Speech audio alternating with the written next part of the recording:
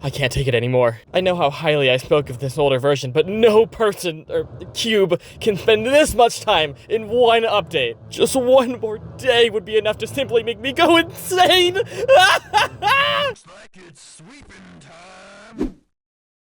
Gotta sweep, sweep, sweep. So much for losing my mind. Wait, are these banana trees? Does this mean? I think we're finally in version 0.5. My shackles have finally been lifted. Since my sanity has been fully restored, I might as well get back to talking about the early access updates. I didn't even put this computer here either. It was already outside. And given my current surroundings, what better place to start with the 0.5 update than the nanopeel was the main feature of 0.5, being the first new item we've gotten in years.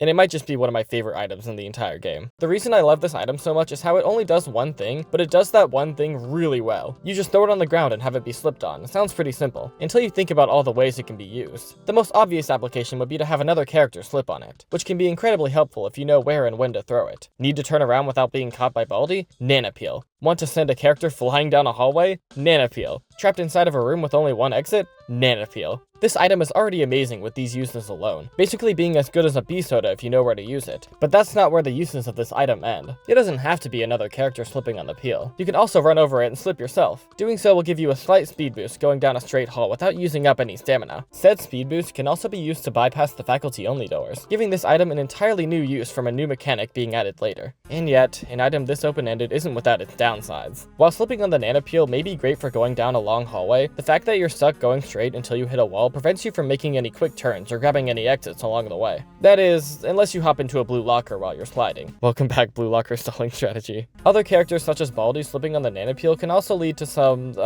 undesirable results. Despite the potential downsides, I just think it's so cool that a single item can have this much depth, despite having such a simple mechanic. A lot of other items are similar in this way, but I feel no item does this better than the nanopeel. And that's not even getting into the design of the item itself. While the visual design is about what you'd expect, the sound design is where this item shines. Hearing the cartoon sliding sounds when anything slips on the nanopeel is hilarious. It gives this item such a chaotic energy. What makes this item so funny to me though, is the fact that it's actually really useful. All the comedic sounds and the item itself literally being a banana peel is made so much funnier by the fact that it's one of the best items in the game. You actually want to hold on to a banana peel as an essential item. I should also mention that the nanopeel is not an item. Okay, well, it is an item, but it also has potential to be more than that. Also added in this update, spoilers for 0.5. Also added in this update were new room variants for the cafeteria and the playground, both of them having nanopeels scattered across the ground. Or in the outdoors case, some of these lovely banana trees. The nanopeels on the ground can also be slipped on, basically making them act as a structure. There is one small difference with these naturally spawning peels though. Because they spawn inside of a room rather than in a hall, they have the potential to make you bounce off the walls infinitely, which can lead to situations like this.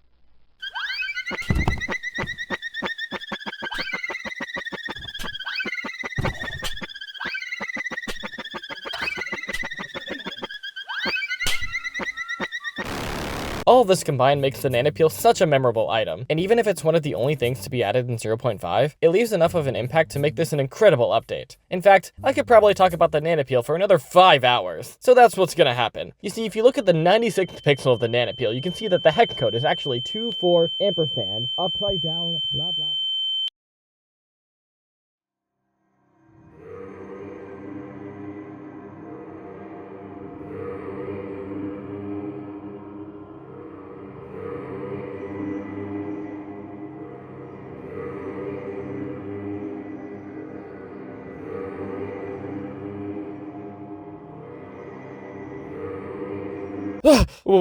Oh yeah, we were gonna talk about the YTP changes, right? 0.5 gave us a couple changes to YTPs, with the biggest change being the addition of these plus icons you could find across the map. They're visually the same as items, but when picked up would give you YTPs directly. And just look at how shiny they are! They look so good that I'd almost think they were edible. Anyways, these icons vary in value, going from 25 points with the standard icons, all the way up to 100 points with the golden icons.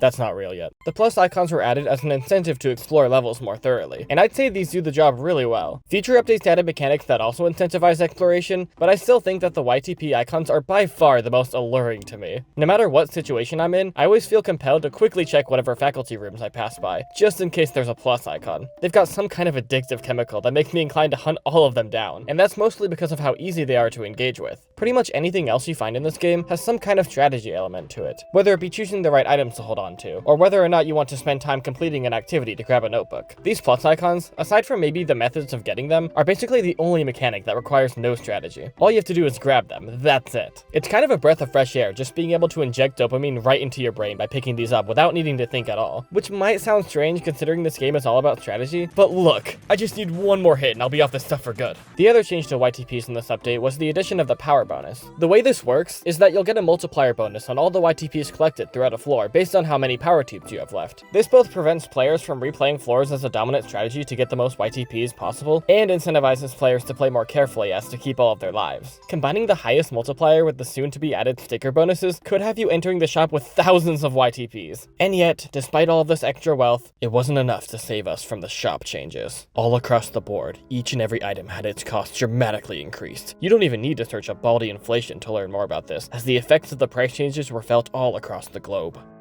I actually think the price changes were a good thing. Before this, you could easily buy out the map, or grab some of the best items in the game as long as they were in stock. With these price changes, you've actually got to be strategic with what you spend, which makes the shop way more interesting to me. The shop only got more interesting over time as we got new stuff to spend YTPs on, but this is the update that I'd say gave the shop the framework it needed to be as interesting as it is now, even if it still had the 2D design. I love the posters in Baldi's Basics. They were one of the standouts in the original classic version, ranging from helpful information to whatever this is. We even got a random comic just plastered on the wall. However, when Plus released, we didn't see any new posters aside from the Kickstarter backer posters. In fact, there weren't that many posters at all. The walls of the schoolhouse, they were almost barren. Until 0.5 came out, and we finally got new posters. 0.5 may not be the update that brought the most life to this game, most of that was part of the next update, but it was one of the first updates to have a focus on making the schoolhouse more lively, which is really nice to see. These new posters feel right at home inside Baldi's Basics, having the same kind of messed up humor we've come to expect from this game. These posters here are some of my personal favorites. However, if I'm going to be talking about the new posters, I have to mention this poster variant. Whenever this update first came out, I was constantly getting jump scared by this poster. It straight up looks exactly like Baldi. They didn't even give it a background or anything. You could just be casually walking into a room without a care in the world, only to be greeted by Baldi himself. How's it going, Baldi? Didn't expect to see you here.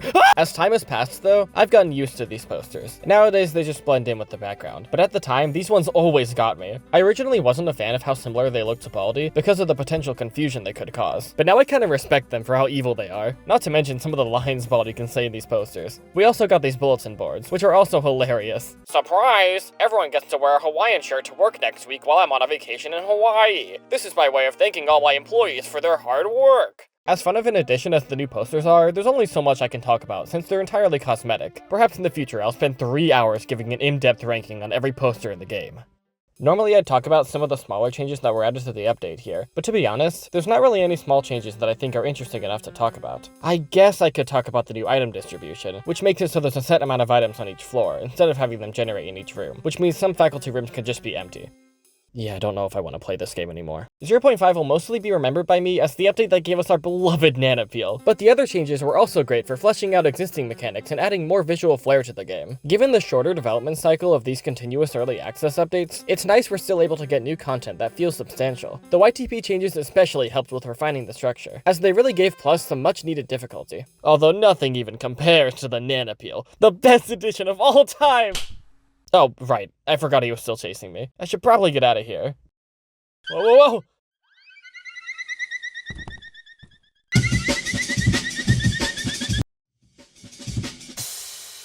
Well, that's one way to finish a floor. The elevator broke down? I didn't even know it could do that. Welp, looks like I'll be stuck here for a while. Oh my god!